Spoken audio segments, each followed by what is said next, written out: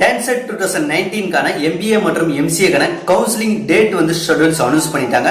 அதுக்கடுத்து பாத்தீங்கன்னா உங்களோட ரேங்க் லிஸ்ட் வந்து நீங்க வந்து பார்த்துட்டு இருப்பீங்க. கம்யூனிட்டி ரேங்க் என்ன, ஓவரால் ரேங்க் என்னன்னு பார்த்துட்டு இருப்பீங்க. உங்களுடைய கவுன்சிலிங் டேட் என்னன்றது நீங்க வந்து தெரிஞ்சுக்கிட்டு இருப்பீங்க. இப்போ பாத்தீங்கன்னா வந்து கவுன்சிலிங்க்கு நீங்க என்னெல்லாம் ப்ரிஃபர் பண்ணணும், என்ன டாக்குமெண்ட்ஸ் எல்லாம் கொண்டு போகணும், எப்படி வந்து கவுன்சிலிங் வந்து நடக்கும், ஸோ காலேஜ் எப்படி வந்து சூஸ் பண்ணலாம், இதனிடையே இருக்கக்கூடிய கவுன்சிலிங் ப்ராசஸ் அப்போ இருக்கக்கூடிய உங்களோட சந்தேகங்களா என்ன, அதற்கான சந்தேகங்களுக்கான பதிலும் தான் இந்த பதில நம்ம வந்து பார்க்க போறோம். தமிழ் பேச மனிதர்களுக்கு நன்றி வணக்கம். நான் புகழ்ந்து உங்களுடைய கேள்விகள் இருந்து இந்த கவுன்சிலிங் ப்ராசஸ்க்கான அனைத்து இன்ஃபர்மேஷனும் நான் வந்து சொல்ல போறேன். சரி, ஓகே. ஒரு பர்சன் என்ன கேட்டிருக்காரு பாத்தீங்கன்னா, today my sister got the TANCET rank list and was disqualified. She abnormally mentioned the wrong caste code. Right now it is any chance to recorrect it. So அது வந்து அவங்க வந்து பார்த்தீங்கன்னா அவங்களுக்கே அறியாமல் பார்த்தீங்கன்னா வந்து அவங்களுடைய கேஸ்ட் கோட் வந்து தவறாக வந்து என்ட்ரி பண்ணிட்டு இருக்காங்க. ஸோ என்ட்ரி பண்ணதுனால அவங்களுடைய அப்ளிகேஷன் பார்த்தீங்கன்னா வந்து ரேங்க் லிஸ்ட் வந்து வராமல் செக் பண்ணும்போது பார்த்தீங்கன்னா ரிஜெக்ட் ஆயிருக்கு, டிஸ்குவாலிஃபைட் ஆயிட்டாங்க அவங்களுடைய அப்ளிகேஷன் வந்து கவுன்சிலிங் ப்ராசஸ்க்கு. இப்போ அதை வந்து நான் வந்து சரி பண்ண முடியுமா, அதை வந்து சரி பண்ணி நான் வந்து கவுன்சிலிங் அட்டன் பண்ண முடியுமான்னு கேட்டிருக்காங்க. ஃபர்ஸ்ட் ஒரு இன்ஃபர்மேஷன் என்னன்னு பார்த்தீங்கன்னா வந்து ஸோ மிஸ்டேக் யார் சைடு பார்த்தீங்கன்னா கேண்டிடேட் சைடு தான். நீங்கள் தான் வந்து தவறான கேண்டிடேட் கோடு வந்து கம்யூனிட்டி கோடு வந்து என்ட்ரி பண்ணியிருக்கீங்க. அது மிகப்பெரிய தவறு. ஏன்னா கம்யூனிட்டி கோடு வந்து ரொம்ப முக்கியம். ஸோ அந்த மாதிரி மேண்டிட்டரி கம்யூனிட்டிஸ் இன்ஃபர்மேஷன்ஸ், உங்களுடைய மார்க்ஸ், கம்யூனிட்டி கோடு, ஸோ இந்த மாதிரி நேட்டிவிட்டி ப்ராப்ளம், ஸோ இதெல்லாம் பார்த்தீங்கன்னா நீங்கள் வந்து கரெக்டாக வந்து ஃபிட் பண்ணணும். அப்படி தவறாக பண்ணிட்டீங்கன்னா கேண்டிடேட்டோட பார்த்தீங்கன்னா இன்ஃபர்மேஷன் அவங்க தான் வந்து அவங்க சைடில் தான் வந்து தவறு பண்ணியிருக்கீங்க. அதனால அவங்க அப்ளிகேஷனை பார்த்தீங்கன்னா வந்து ரிஜெக்ட் பண்ணுறதுக்கு முழு தகுதியும் பார்த்தீங்கன்னா அந்த காலேஜ் யூனிவர்சிட்டிக்கு வந்து கண்டிப்பாக வந்து இருக்கு. ஸோ அதனால வந்து ரிஜெக்ட் பண்ணியிருக்காங்க. இதுக்கான சொல்யூஷன் என்ன அப்படின்னு பார்த்தீங்கன்னா வந்து நீங்கள் வந்து ஒரு அப்ளிகேஷன் ஆன்லைன்ல வந்து ஃபில் பண்ணுறீங்க கவுன்சிலிங் ப்ராசஸ். அப்படி பண்ணும்போது பார்த்தீங்கன்னா வந்து ஸோ அந்த அப்ளிகேஷன் வந்து மிஸ்டேக் ஆயிடுச்சு, கேஸ்ட் கோடோ இல்லை ரிஜிஸ்டர் நம்பரோ இல்லை மார்க்கோ வந்து மிஸ்டேக் ஆயிடுச்சுன்னு உங்களுக்கு தெரியுது.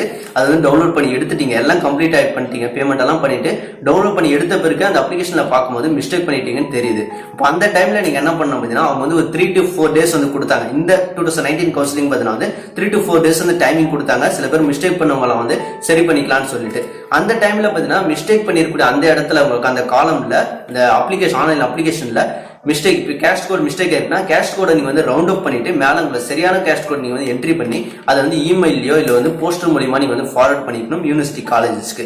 இதை ஃபார்வர்ட் பண்றதுக்கு முன்னாடி நீங்க வந்து காலேஜ்ல கான்டாக்ட் பண்ணி நீங்க வந்து சரி பண்ணிருக்கணும். அப்படி சரி பண்ணாம இருந்ததுனால தான் உங்களுடைய அப்ளிகேஷன் வந்து ரிஜெக்ட் ஆயிருக்கு.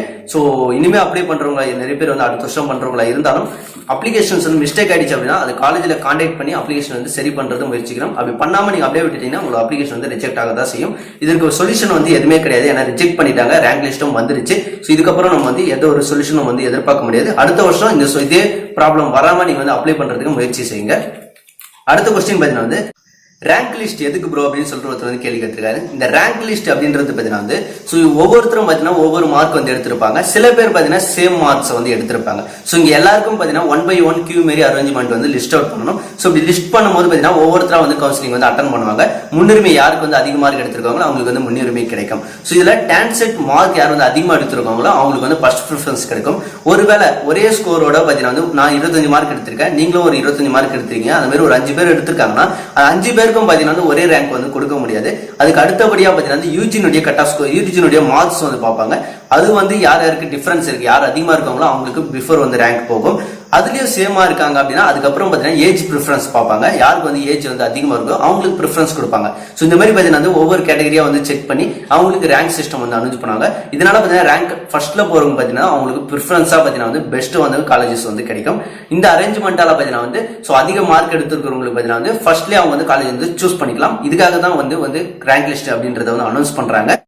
அதர் ஸ்டேட் கேண்டிடேட்ஸ் வந்து அப்ளை பண்ணியிருந்தேன், என்னோட அப்ளிகேஷன் வந்து ரிஜெக்ட் பண்ணிட்டாங்க. ஸோ இதுக்கான ரீசன் என்ன அப்படின்றது தெரியலன்னு கேட்டிருந்தாரு. GCT வெப்சைட் உள்ள போனீங்க அப்படின்னா லாகின் பேஜ் இருக்கும். ஸோ அந்த லாகின் பேஜ்ல உங்களுடைய ரேங்க் லிஸ்ட்டுக்கான ஷெட்யூல்ஸ் என்னன்னு கொடுத்துருப்பாங்க. அதில் நீங்க வாட்ச் பண்ணீங்க அப்படின்னா நோட் பேஜ்ல உங்க அப்ளிகேஷன் ரிஜெக்டட் அப்படின்னு இருக்கும். அதுக்கான ரீசன் என்னன்றது அந்த நோட் பேஜ்ல வந்து கொடுத்துருப்பாங்க. ஒருவேளை நோட் பேஜ்ல இல்ல அப்படின்னா ஸோ நீங்க வந்து காலேஜ் யூனிவர்சிட்டி காலேஜுக்கு வந்து நீங்க கான்டாக்ட் பண்ணி உங்களோட அப்ளிகேஷன் நம்பர் சொல்லி என்ன சொல்யூஷன் எதுக்காக வந்து ரிஜெக்ட் பண்ணாங்க அப்படின்ற இன்ஃபர்மேஷன் வந்து தெரிஞ்சுக்கலாம்.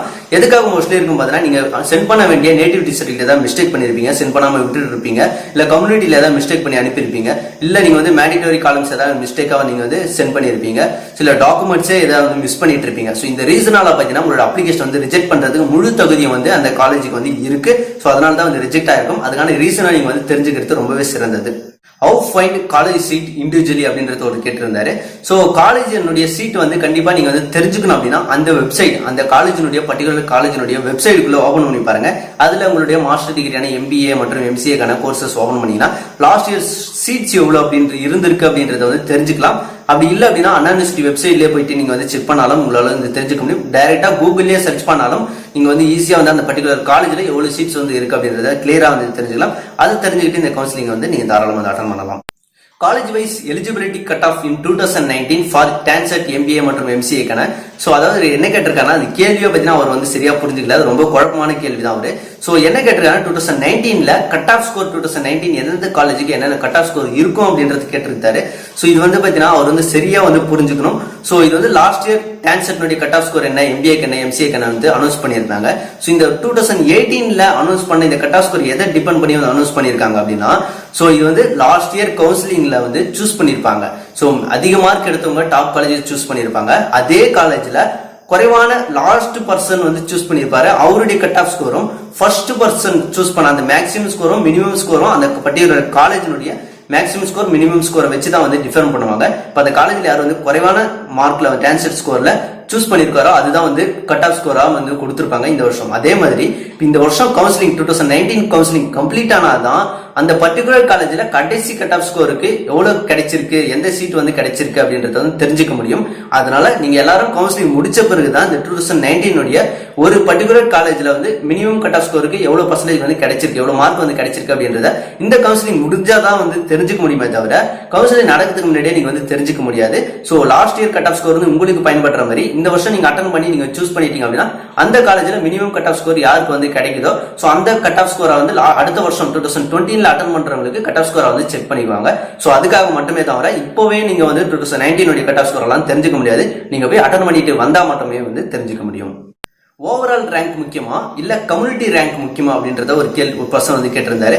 சோ இதுல பாத்தீங்கன்னா வந்து ரெண்டுமே தான் முக்கியம் அப்படின்னு சொல்லலாம். ஆனா இதுல பாத்தீங்கன்னா வந்து கம்யூனிட்டி ரேங்க் அப்படின்னு எடுத்துக்கிட்டோம்னா சோ இது வந்து பாத்தீங்கன்னா வந்து ஒவ்வொரு category wise BC, MBC, SC, STA சொல்லிட்டு எல்லா கேட்டகரி வைஸ் பாத்தீங்கன்னா கம்யூனிட்டி ரேங்க்ன்றத கொடுப்பாங்க. அந்த கம்யூனிட்டில இருக்கவங்க யார் கட் ஆஃப் அதிகமா எடுத்திருக்காங்களோ 1 by 1 அவங்களுக்கு வந்து ரேங்க் லிஸ்ட்ல வந்து கொடுப்பாங்க.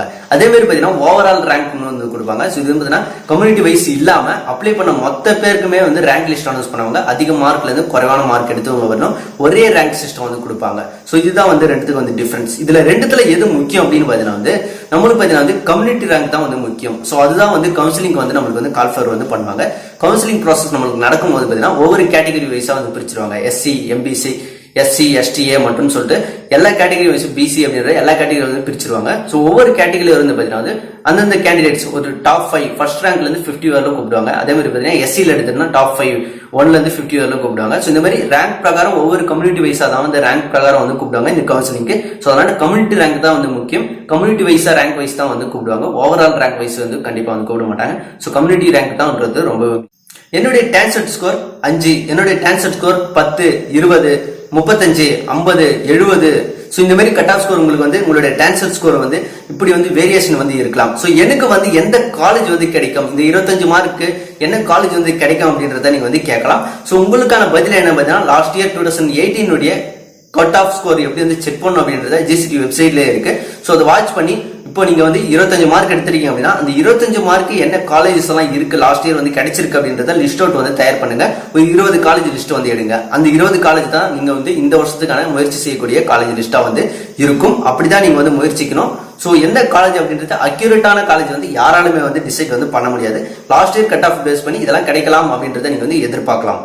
எந்த ரேங்க்குக்கு எந்த காலேஜ் வந்து கிடைக்கும், அது எப்படி வந்து கண்டுபிடிக்கிறது அப்படின்றத வந்து கேட்டிருந்தாங்க. சோ எந்த காலேஜுக்கு வந்து என்ன கட் ஆஃப் ரேங்க் அப்படின்றத லாஸ்ட் இயர் கட் ஆஃப் ஸ்கோரை வச்சு நம்ம வந்து கண்டுபிடிச்சிக்கலாம். அடுத்து பாத்தீங்கன்னா வந்து சோ உங்களுடைய கட் ஆஃப் ஸ்கோருக்கு வந்து எந்த காலேஜ் கிடைக்கும் அப்படின்றத வந்து யாராலும் வந்து டிசைட் பண்ண முடியாது. ஏன்னா டாப் ரேஞ்சில் இருக்கக்கூடிய ஒரு 50க்கு மேல எடுத்திருக்கக்கூடிய கட் ஆஃப் ஸ்கோர் வச்சிருக்கக்கூடிய பர்சன்ஸ் என்ன பண்ணுவாங்கன்னா டாப் ரேஞ்சில் இருக்கக்கூடிய PhD காலேஜோ அண்ணா யூனிவர்சிட்டி காலேஜஸோ கவர்மெண்ட் காலேஜஸ் சொல்லிட்டு டாப் ரேஞ்சில் இருக்கக்கூடிய காலேஜ் வந்து சூஸ் பண்ணுவாங்க. அது மட்டும் இல்லாத அவங்களுக்கு பிடிச்சமான ஒரு பிரைவேட் காலேஜ்ல ஒரு மீடியமான இருக்கக்கூடிய காலேஜ் கூட வந்து சூஸ் பண்ணுவாங்க. இதனால பாத்தீங்கன்னா வந்து லோ லெவல்ல இருக்கக்கூடிய காலேஜ் சூஸ் பண்ணாங்கன்னா கூட அது கீழே வரவங்களுக்கு பாத்தீங்கன்னா டாப் ரேஞ்சில் இருக்கக்கூடிய காலேஜஸ் வந்து கிடைக்க வாய்ப்பு இருக்கும். அதனால எதையுமே நம்ம டிபெண்ட் பண்ணி வந்து சொல்ல முடியாது. சோ நீங்க வந்து ஒரு 40 அபோவ் வந்து 40க்கு மேல எடுத்திருக்கீங்க அப்படின்னா நீங்க வந்து ப்ரிஃபர் பண்ணலாம் ஒரு நல்ல காலேஜ் கிடைக்கலாம் அப்படின்றது. சோ அதுக்கு 40க்கு பிலோ நீங்க எடுத்திருக்கீங்க அப்படின்னா சோ உங்களுக்கு எந்த காலேஜ் கிடைக்குதோ அதை வச்சு நீங்க வந்து சூஸ் பண்ணிக்கலாம் அப்படின்றது தான் வந்து சிறந்தது. இந்த கட் ஆஃப் ஸ்கோருக்கு இந்த காலேஜ் எல்லாம் கிடைக்கும் அப்படின்றத யாராலுமே வந்து டிசைட் பண்ணி சொல்ல முடியாது. இன்க்ளூடிங் பார்த்தீங்கன்னா ஜிஎஸ்டில இருக்கவங்க, ஜிசிடில காலேஜ்ல இருக்கிறவங்க கூட வந்து டிசைட் பண்ணி சொல்ல முடியாது. ஸோ இந்த கவுன்சிலிங் நடத்துறவங்களாலும் வந்து சொல்ல முடியாது. ஸோ ஒவ்வொரு பர்சன்ஸுக்கும் அவங்களுக்கு நீட்ஸ் வந்து வேற வேற இருக்கும். அவங்களுடைய கட் ஆஃப் ஸ்கோர் நீங்க வந்து 50க்கு மேல எடுத்திருக்கீங்க அப்படின்னா நீங்க வந்து காலேஜ் வந்து பெஸ்ட் காலேஜ் வந்து சூஸ் பண்ணலாம். இந்த டான்செட் MBA மற்றும் MCA கவுன்சிலிங் வந்து என்னென்ன டாக்குமெண்ட்ஸ் எல்லாம் தேவைப்படுது, என்ன ப்ரொசீஜரை நீங்க வந்து ஃபாலோ பண்ணி கவுன்சிலிங் வந்து அட்டன் பண்ண வேண்டியிருக்கும், எப்படி வந்து காலேஜ் வந்து சூஸ் பண்ணணும் அப்படின்றதுக்கான ஃபுல் இன்ஃபர்மேஷன் வந்து பார்க்கலாம். ஃபர்ஸ்ட் நீங்க வந்து என்ன டாக்குமெண்ட்ஸ் எல்லாம் கொண்டு போகணும் அப்படின்னு பார்த்தீங்கன்னா வந்து இப்போ இந்த டான்செட்டுக்கான ரேங்க் லிஸ்ட் வந்திருக்கும். ஸோ அந்த ரேங்க் லிஸ்ட்டுக்கான கால் லெட்டர், இந்த கால் லெட்டரை வந்து நீங்க வந்து டவுன்லோட் பண்ணி வந்து கால் லெட்டரை எடுத்துட்டு போகணும். அடுத்து பார்த்தீங்கன்னா உங்களோட +2 அல்லது டிப்ளமோ குவாலிஃபிகேஷன் சர்டிஃபிகேட் இருக்கும். அந்த சர்டிஃபிகேட்டை வந்து நீங்க வந்து எடுத்துக்கணும். ஒரிஜினல் எல்லாமே பார்த்தீங்கன்னா வந்து ஒரிஜினல் தான் நீங்க வந்து போக வேண்டியிருக்கும். பிளஸ் ஜெராக்ஸ் காப்பியை நீங்க வந்து எடுத்துக்கிறது வந்து சிறந்தது. அடுத்து பார்த்தீங்கன்னா வந்து ஆல் செமஸ்டருடைய மார்க் ஷீட், எல்லா செமஸ்டருடைய mark sheet front and back சைடும் நீங்க வந்து ஜெராக்ஸ் காப்பி எடுத்துக்கணும். பிளஸ் பார்த்தீங்கன்னா வந்து ஒரிஜினல் காப்பியும் நீங்க வந்து எடுத்துட்டு போறது ரொம்பவே சிறந்தது. அடுத்து பார்த்தீங்கன்னா வந்து உங்களுடைய டிகிரி சர்டிஃபிகேட் அல்லது ப்ரொஃபஷனல் சர்டிஃபிகேட் இதையும் நீங்க வந்து ஒரிஜினல் வந்து எடுத்துட்டு போகணும். அடுத்து பார்த்தீங்கன்னா வந்து பர்மனன்ட் கம்யூனிட்டி சர்டிஃபிகேட் கார்டு, இது வந்து பார்த்தீங்கன்னா வந்து இ சர்டிஃபிகேட் மட்டும் தான் வந்து இருக்கணும்னு சொல்லியிருக்காங்க. ஸோ இ சர்டிஃபிகேட்ல நீங்க வந்து வாங்கி அப்ளை பண்ணி வந்து எடுத்துட்டு போக வேண்டியிருக்கு. அடுத்து பார்த்தீங்கன்னா டிசி டிரான்ஸ்ஃபர் சர்டிஃபிகேட், நீங்க வந்து டிரான்ஸ்ஃபர் சர்டிஃபிகேட் வந்து வாங்கியிருப்பீங்க டிசி, ஸோ அதையும் வந்து எடுத்துட்டு போயிடுங்க. அப்புறம் பார்த்தீங்கன்னா TANCET 2019 உங்களுடைய மார்க் ஷீட் மற்றும் பார்த்தீங்கன்னா ஆல் டிக்கெட் இது ரெண்டுத்தையும் வந்து ஒரிஜினல் வந்து எடுத்துட்டு போகணும். அடுத்து பார்த்தீங்கன்னா ஸ்பெஷல் கேட்டகரி சர்டிஃபிகேட், அதாவது ஸ்போர்ட்ஸ் பர்சன் இல்ல PWD கேண்டிடேட் இருந்தீங்கன்னா உங்களுக்கு யாருக்கு அப்ளிகபிள் இருக்கோ ஸோ அந்த சர்டிஃபிகேட்டை நீங்க வந்து டிஸ்ட்ரிக்ட் போர்டுல இருந்து சர்டிஃபிகேட் வாங்கி நீங்க வந்து எடுத்துட்டு போக வேண்டியிருக்கும். அடுத்து பார்த்தீங்கன்னா வந்து நேட்டிவிட்டி சர்டிஃபிகேட், ஸோ அதர் ஸ்டேட்ல இருந்து நீங்க அப்ளை பண்ணிருந்தீங்க அப்படின்னா நேட்டிவிட்டி சர்டிஃபிகேட் வந்து கண்டிப்பா வந்து எடுத்துட்டு போக வேண்டியிருக்கும். அதையும் நீங்க வந்து எடுத்துட்டு போங்க. அடுத்து டிடி அமௌண்ட், நீங்க வந்து காலேஜ் வந்து சூஸ் பண்ண போறீங்க. சூஸ் பண்ண பிறகு உங்களுக்கு வந்து 5000 ரூபி நீங்க வந்து டெபாசிட், செக்யூரிட்டி ரீஃபண்டபிள் டெபாசிட் வந்து பண்ணணும். ஸோ அதுக்காக நீங்க வந்து 5000 ரூபி வந்து கண்டிப்பா வந்து எடுத்துட்டு போக வேண்டியிருக்கும். ஸோ அதையும் நீங்க வந்து எடுத்துட்டு போகணும். ஸோ நீங்க வந்து ஆன்லைன்ல வந்து அப்ளை பண்ணும்போது என்னென்ன டாக்குமெண்ட்ஸ் எல்லாம் கொடுத்தீங்களோ பிளஸ் இந்த டாக்குமெண்ட்ஸ் தான் நீங்க வந்து மோஸ்ட்லி கொடுத்துருப்பீங்க. இது எல்லாத்தையும் நீங்க வந்து ஒரிஜினல் காப்பியோட நீங்க வந்து எடுத்துட்டு போறது ரொம்பவே சிறந்தது. இப்போ இந்த TANCET 2019 கவுன்சிலிங் வந்து எப்படி நடக்கும் அப்படின்றத பார்க்கலாம். ஃபர்ஸ்ட் பார்த்தீங்கன்னா வந்து MCAக்கு வந்து நடக்குது. எப்போன்னு பார்த்தீங்கன்னா 17 ஆகஸ்ட் வந்து நடக்குது. ஸோ இது வந்து பார்த்தீங்கன்னா 17 அப்போ ஓப்பன் பண்ணி பார்த்தீங்கன்னா வந்து 21 வரலும் வந்து நடக்குது இந்த கவுன்சிலிங். ஃபர்ஸ்ட் டே வந்து 17 அப்போ பார்த்தீங்கன்னா வந்து PhD கேண்டிடேட்டுக்கு மட்டும் பார்த்தீங்கன்னா ஒரு 5 மெம்பர்ஸ் மட்டும் இருக்காங்க. அவங்களுக்கு மட்டும் அந்த ஃபர்ஸ்ட் டே வந்து கவுன்சிலிங் வந்து நடக்கும். அதுக்கு அடுத்து பார்த்தீங்கன்னா வந்து 18 பார்த்தீங்கன்னா வந்து மொத்தம் 506 பேர் வந்து கவுன்சிலிங் அட்டன் பண்ணுவாங்க.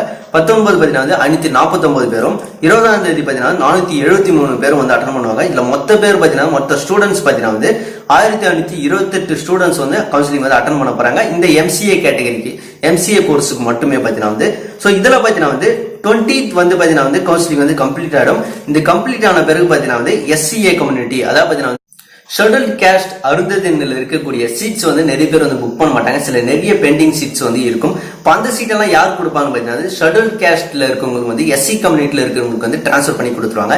இது வந்து பார்த்தீங்கன்னா நீங்க வந்து 24 PM அப்போ அந்த கவுன்சிலிங் டைமிங்குள்ள நீங்க வந்து அட்டன் பண்ணணும். SC கேண்டிடேட் மட்டும் வந்து அட்டன் பண்ணி ஸோ SCAல இருக்கக்கூடிய அந்த சீட்ஸ் எல்லாம் உங்களுக்கு SC கேண்டிடேட்டுக்கு வந்து கொடுத்துருவாங்க. நீங்க வந்து அட்டன் பண்ணி நீங்க வந்து ஈஸியா வந்து அந்த சீட்டும் நீங்க வந்து வாங்கிக்கலாம் அப்படின்ற காம்படிஷன் தான். அடுத்து 21 பார்த்தீங்கன்னா வந்து MCAக்கான சப்ளிமெண்டரி கவுன்சிலிங் அப்படின்னு சொல்லியிருக்காங்க. ஸோ ஆல்ரெடி நீங்க அட்டன் பண்ணி கவுன்சிலிங்ல வந்து சீட்ஸ் எல்லாம் வந்து பெண்டிங் இருக்கும். நிறைய பேர் வந்து வேணாம்னு சொல்லிட்டு மிஸ்டேக் பண்ணிட்டு இருப்பாங்க. ஸோ மீதி எக்ஸ்ட்ரா இருக்கக்கூடிய அந்த சீட்ஸ் எல்லாம் பார்த்தீங்கன்னா சப்ளிமெண்டரி கவுன்சிலிங் பார்த்தீங்கன்னா 21 வந்து அட்டன் பண்ணி மீதி இருக்கக்கூடிய எல்லா சீட்டும் வந்து புக் பண்ணிக்கலாம். MCAக்கு பார்த்தீங்கன்னா வந்து 21 மார்னிங் 9 AM பார்த்தீங்கன்னா வந்து MCA சப்ளிமெண்டரி கவுன்சிலிங் சொல்லிட்டு இருக்கு. ஸோ இது பார்த்தீங்கன்னா ஆல்ரெடி நீங்க கவுன்சிலிங் பார்த்தீங்கன்னா 17ல இருந்து 20 வரலும் வந்து அட்டன் பண்ணி சூஸ் பண்ணியிருப்பாங்க. அதுல நிறைய சீட்ஸ் வந்து பெண்டிங் வந்து இருக்கும்.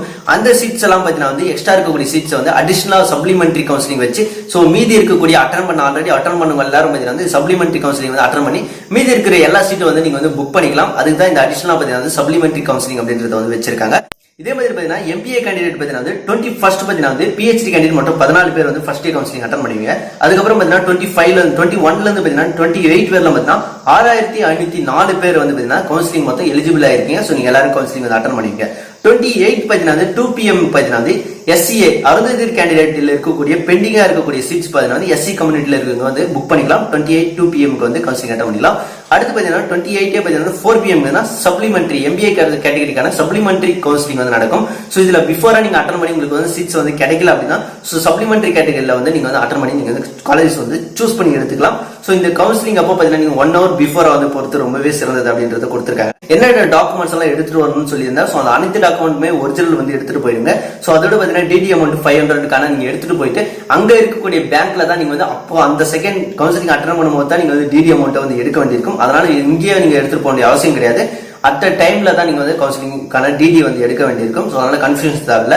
இப்போ நீங்க வந்து காலேஜ் வந்து சூஸ் பண்ணிட்டீங்க. வெரிஃபை வந்து முன்னாடியே டாக்குமெண்ட்ஸ் வெரிஃபை பண்ணுவாங்க. அந்த டாக்குமெண்ட்ஸ் வெரிஃபை பண்ணும்போது உங்களுக்கு டாக்குமெண்ட் ஏதாவது மிஸ் ஆயிருக்கு, எதுவும் நீங்க வந்து ஒரு டாக்குமெண்ட் 2 டாக்குமெண்ட் வாங்கவே இல்லை சர்டிஃபிகேட் அப்படின்னா ஸோ உங்களுக்கான டைமிங் வந்து எக்ஸ்டெண்ட் பண்ணி கொடுப்பாங்க. 1 week டைமிங் கொடுப்பாங்க.